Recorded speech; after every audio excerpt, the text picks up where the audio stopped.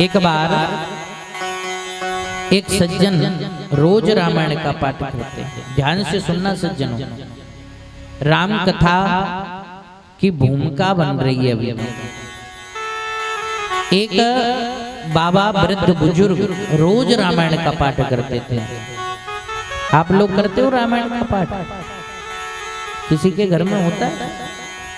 एक मैया के दो, हाँ और का कर दे। मैं कौन सा देखे जा रहा है? हाथ खड़ा कर करना चाहिए, बच्चों को सुनाना चाहिए। एक बाबा रोज रामायण का पाठ करते हैं। एक दिन उनको ट्रेन से कहीं जाना था। सुबह जल्दी रामायण का पाठ नहीं हुआ। अब स्टेशन पे तो पहले ही पहुंचना पड़ता है। पहले पहुंचना पड़ता है कि नहीं है? भाई स्टेशन पे जाकर के हमें ट्रेन का इंतजार करना ही पड़ेगा। एक हमारे संत कहते ब्रज के, बोले भैया यदि कहीं जाना है तो सबसे पहले घर से निकलो बेकरारी, स्टेशन पे पहुंचो इंतजारी। घर से निकलो बेकरारी, स्टेशन पे पहुंचो इंतजारी। सीट न मिले जब तक मारा मारी, और सीट मिल जाए जब थानेदारी है। सीट मिल जाए ना जब तो ऐसे देखो कि अब तो जय पे परमानेंट हमें जम के रहना। एक बार संत से जब पाठ नहीं हुआ तो उन्होंने सोचा स्टेशन पहुंच जाता हूं, वहां जाकर के यदि ट्रेन में विलंब होगा तो वहां बैठ करके एकांत में पाठ कर लूंगा। अपने झोला में पोथी रखी और पहुंच गए स्टेशन। उन्होंने जानकारी की ट्रेन आने में थोड़ी देर थी, एकांत में पहुंच गए।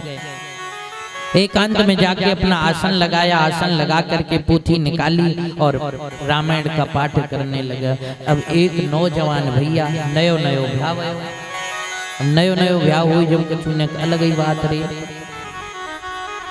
और बहू यदि साथ में हो तब तो और भी गजब की बात। अब पत्नी साथ में, उनको भी कहीं जाना था। पहुंच गए बाबा के पास, जींस विंस पहन रखी थी। बोले बाबा क्या कर रहे हो? बाबा बोले बेटा मैं रामायण का पाठ कर। अरे बाबा का दरोजा रामायण में, हमारी तरह खाओ पियो चकाचक मौज करो, क्या रखा है इस रामायण में?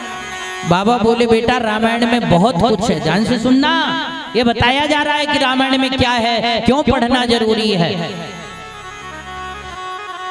बाबा बोले बेटा रामायण में तो बहुत कुछ है। बोले कब से कर रहे हो बाबा तुम रामायण का पाठ? बाबा बोले बेटा मुझे तो 25 साल हो गए, रोज रामायण का पाठ करता हूँ। नौजवान बोलो तुम्हें कछु मिलो अब तक? ऐसा प्रश्न करते हैं लोग हैं? बोले तुम पाठ वजह करते कछु मिलो? बाबा बोले बेटा मुझे बहुत कुछ मिला है। बोले क्या मिला? बोले बेटा मेरे जीवन में कभी कोई दुख नहीं आया, क्योंकि रामायण ऐसी है यदि हम रामायण का आश्रय ले लेना तो हमारे जीवन में कभी कोई दुख नहीं आता है। और यदि कोई दुख आ भी गया तो रामायण में उसका समाधान लिखा हुआ है कि इस दुख से कैसे निवृत्ति मिलेगी। प्रत्येक दुख की दवा रामायण में लिखी हुई है।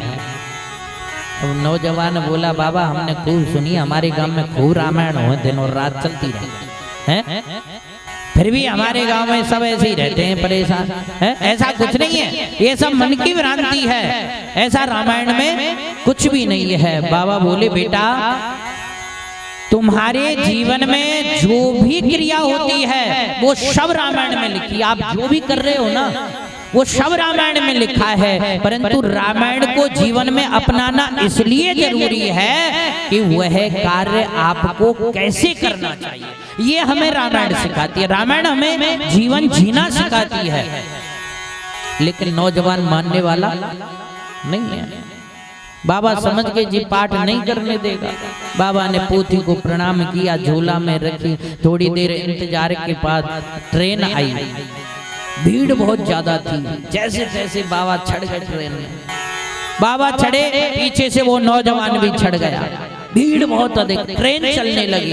अब जैसे ही ट्रेन चली तो वो नौजवान चिल्लाने लगा, पुकारने लगा, अरे भैया ट्रेन को रोको, ट्रेन को रोको। अब बाबा वहीं खड़े थे पास में, बोले भैया ट्रेन को क्यों रुकवा रहे? अरे बाबा तुम्हें पता नहीं मेरी पत्नी स्टेशन पे रह गई।